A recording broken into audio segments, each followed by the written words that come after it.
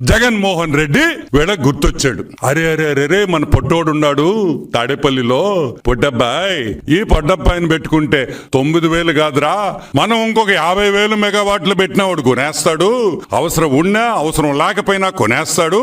వాడి దగ్గరికి వెళతాంరా అని ఈడకొచ్చారు. ఎప్పుడొచ్చారు? ఆగస్ట్ 2021లో వచ్చారు. వచ్చి ఏమన్నారు? అబ్బాయా 9,000 ఉండే అబ్బాయి మా దగ్గర, ఎవడు కొనటం లేదు, నువ్వన్నా కొను అన్నాడు. ఏమన్నారు? ఎవరు కొనటం లేదు, నువ్వన్నా కొను అన్నాడు. దానిదేముందన్నా, కొంటావన్నా, ఎంత ఇస్తావన్నా అన్నాడు. ఎంత ఇస్తావన్నా అన్నాడు. అయిపోయింది పని. పరిగిచ్చింది ఫైలు, అర్ధరాత్రుల్లో పరిగిచ్చింది ఫైలు.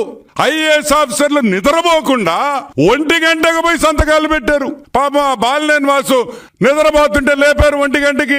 వాసు వాసు వాసు అన్నారు. వాసు బిత్రపోయాడు. ఏంద్రా 1 గంటకు వచ్చి వాసు వాసు అంటున్నారు మా ఇంటికాడ అని. ఏమైంది అన్నాడు. అర్జెంటుగా సంతకం పెట్టు అన్నాడు. వాసు అన్న ఏమన్నాడా? అయిపోయిందా అంతా అన్నాడు. అయితేనే కదయ్యా నేను మీ దగ్గరికి వచ్చేదా అన్నాడు. వాసు అన్న భయపడిపోయాడు. దీనమ్మది ఇదెందుకురా మనకి లేనిపోని ఫిట్టింగ్లు వద్దు అని వాసన్న పక్కకి వెళ్ళిపోయాడు.